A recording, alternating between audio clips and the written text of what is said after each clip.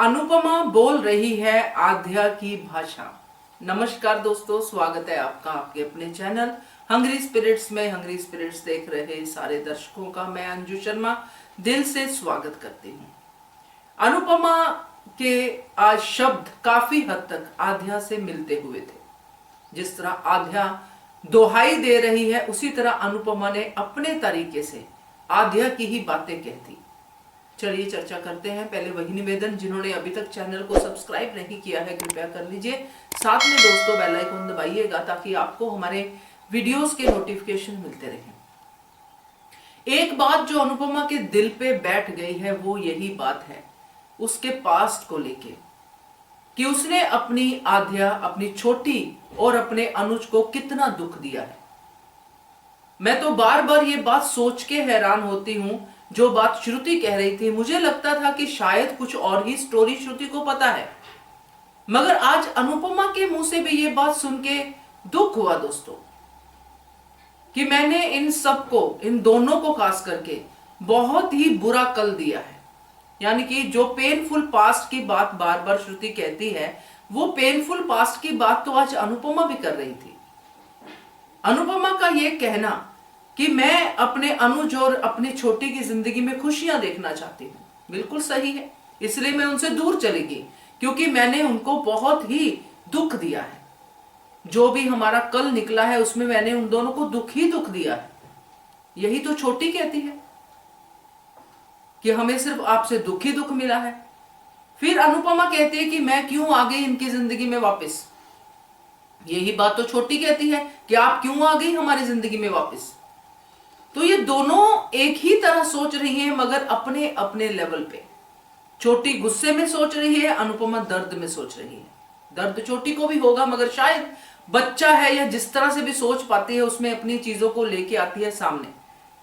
मगर अनुपमा को लेके मुझे ये सवाल जरूर है आज, कि अनुपमा इस बात को लेके, चलो गुस्सा है जो भी है कि मैंने दर्द दिया, मैंने वो दिया, ये दिया, जो भी कुछ वो सोचती है, मगर ऐसा सोचना क्यों? इसका मतलब यह है कि अनुपमा ने जितना भी समय बिताया कपाड़िया हाउस में, आज अगर अनुपमा उसका आंकलन करती है तो अनुपमा को क्या यही दिखता है कि मैंने सिर्फ दर्द ही दर्द दिया है? क्या अनुपमा भी बिल्कुल आधे की तरह वो सारी खुशियां भूल गई हैं जो कपाड़िया हाउस में इन्होंने सेलिब्रेट किया?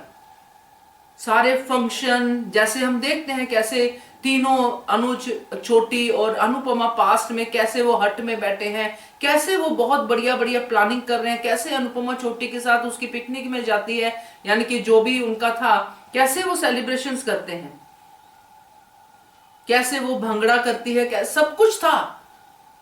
मगर आज जहां छोटी को याद है कि अनुपमा ने हमें कष्ट दिया है, वहीं पे अनुपमा को भी यही याद है कि मैंने कष्ट दिया है। तो सवाल मेरा यह है दोस्तों कि छोटी को तो कष्ट हुआ, चलो छोटी को हुआ कि उसको प्रायोरिटी नहीं मिली अनुपमा से, मगर क्या अनुपमा ये जो कष्ट की बात कर रही है, ये जो पेनफुल पास्ट की बात कर रही है कि मैंने इनको पेनफुल कल दिया, मैं आज फिर उनकी जिंदगी में आके उनकी आज की जिंदगी को पेनफुल नहीं बनाना चाहती, तो क्या वाकई अनुपमा यही मीन भी कर रही है? या फिर ये अनुपमा का कहीं ना कहीं अंदर से अपने आप से शिकायत है कि मैंने इतना कुछ किया मगर फिर भी मुझे रिजल्ट ये मिला? क्या ये शिकायत है? क्योंकि नॉर्मल इंसान को तो यही शिकायत होगी, और अनुपमा को भी कहीं ना कहीं यही शिकायत है, क्योंकि अल्टीमेटली अनुपमा भी इंसान है। इसलिए ये बात उसको चुभी अनुज की, तो उसने घर छोड़ा कि मैंने अगर दुख ही दिए हैं तो मैं आपका आज क्यों खराब करूं। मगर इस बात को वो जिस तरह अब कह रही है, उससे यह लगता है कि वो खुद भी कन्विंस है कि मैंने उनको दुख दिया। तो क्या ये उस दुख की बात कर रही है जो इतने सालों बाद अनुज ने कहा कि अनुज तो वाकई में दुख में होंगे मेरे साथ रह के? तो क्या वो अनुज को इतना ही समझती है? तो ये सारी चीजें आज की इस कन्वर्सेशन में जो अनुपमा ने अपनी मां के साथ की है उससे सामने आती हैं। तो फिर आध्या जो कह रही है क्या वो सही है? क्योंकि अनुपमा भी तो वही कह रही है, तो फिर तो बहुत सही है डिसीजन कि अनुपमा इन लोगों से दूर चली जाए। मगर ये डिसीजन अनुज को स्वीकार नहीं है। तो ये पूरी की पूरी कहानी इतनी उलझ गई है इस समय, क्योंकि इन सब के दिमाग इतने उलझे हुए हैं।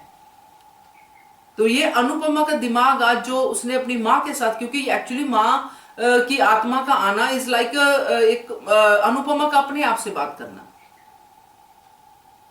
क्योंकि लाइफ की इंपॉर्टेंस तो माँ ने ही बताई है। तो ये सारी बातें जो आज है, ये मेरे दिमाग में भी कंफ्यूजन ही क्रिएट करती है कि एक्चुअली कभी कभी क्या होता है, इंसान चाहता कुछ और है, सोचता कुछ और है और करता कुछ और है। वो स्टेज है, इसमें सिर्फ और सिर्फ आपको मेडिटेट करके अनुपमा जैसे कैरेक्टर को ये जानना है कि उसको करना क्या है। और इतनी मेच्योर एज में, यानी कि जो भी उनकी उम्र है, बहुत टीनेजर वाली उम्र नहीं है, उसमें एक मेच्योर डिसीजन लेना है और उसको इंप्लीमेंट करना है, तभी चीजें आगे बढ़ेंगी। नहीं तो ऐसे ही रोज टिकटॉक टिकटॉक बैडमिंटन ही होता रहेगा। तो मुझे ये लगा, आज मैं सच में लगा कि ये वही सेम चीजें तो बोल रही है जो वो गुस्से में बोल के गई, ये रोते रोते बोल रही है। तो व्हाट इज द डिफरेंस? तो बताइएगा, शायद मैं भी ओवर थिंक कर रही हूं, तो बट आप भी जरूर इस पे अपने इनपुट्स दीजिएगा। Keep watching hungry spirits channel. Thank you so much. Subscribe to our channel by clicking the subscribe button. Click the bell button and enjoy the latest uploads from our channel.